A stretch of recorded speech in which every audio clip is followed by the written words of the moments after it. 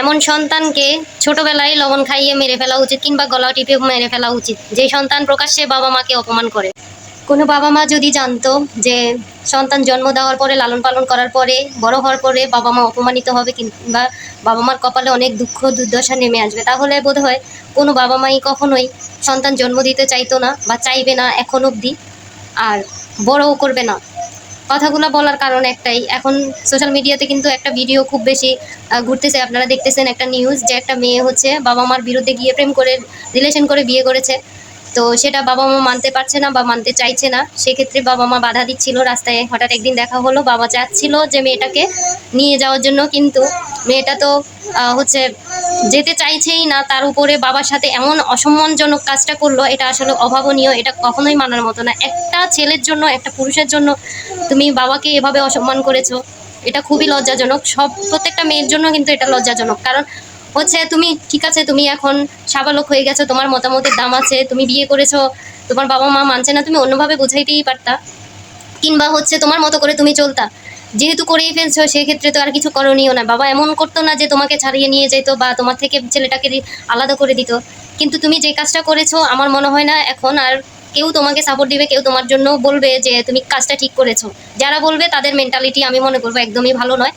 তো এই কথাগুলোর বলার রিজন হচ্ছে এটাই, আপনারা ভিডিওটা দেখেন কেন আমি কথাগুলো বললাম, আর কেন কোনো বাবা মা আর কোনো সন্তান নিতে চাইবে না।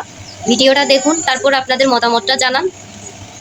কমেন্ট বক্সে আপনাদের মতামতটা জানাবেন, আপনাদের কাছে কেমন লেগেছে। আপনারা কি এখানে মেয়েটাকে সাপোর্ট করবেন নাকি ওই বাবাকে সাপোর্ট করবেন? যেই বাবা হচ্ছে আপনাকে রাস্তা হাঁটায় শিখাইছে, যে বাবা আপনাকে কাঁধে নিয়ে মাইলের পর মাইল হাঁটছে, নিজের রক্ত মতো ঘাম ঝরিয়ে আপনাকে খাওয়াইয়েছে, আমাকে খাইয়েছে, সেই বাবাকে যদি প্রকাশ্যে এভাবে অসম্মান করা হয়, তাহলে আসলে কি বলবেন আপনারা? অবশ্যই কমেন্ট বক্স খোলা আছে, আপনারা কমেন্টে জানাবেন।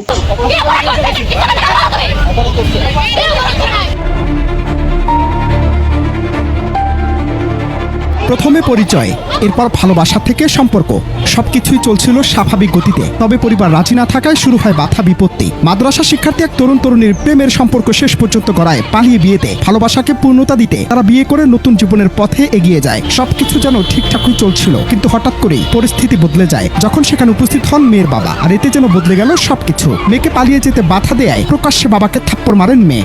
শুনতে অবাক লাগলেও এমন ঘটনা রীতিমতো তোলপাড় সামাজিক মাধ্যম।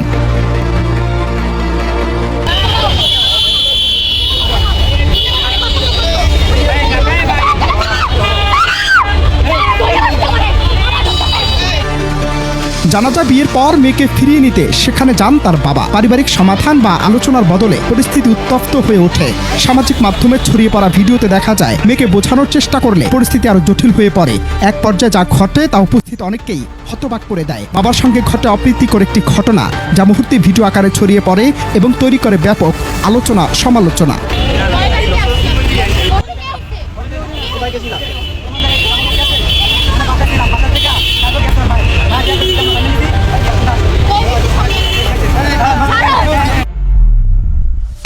ঘটনাটি ছড়িয়ে পড়ার পর থেকেই সামাজিক যোগাযোগ মাধ্যমে শুরু হয়েছে তীব্র প্রতিক্রিয়া। কেউ বিষয়টিকে পারিবারিক সম্পর্কের চরম অবক্ষয় হিসেবে দেখছেন, আবার কেউ বলছেন এটি আবেগ ও পরিস্থিতির এক চরম বিস্ফোরণ। অনেকে প্রশ্ন তুলেছেন ভালোবাসার পারিবারিক সম্পর্কের টানাপোড়েনে কোথায় গিয়ে থামবে মানবিকতার সীমারেখা। আবার অনেকে মনে করছেন এ ধরনের ঘটনা ব্যক্তিগত পারিবারিক পর্যায়ে আরো সংবেদনশীলভাবে সমাধান হওয়া উচিত ছিল।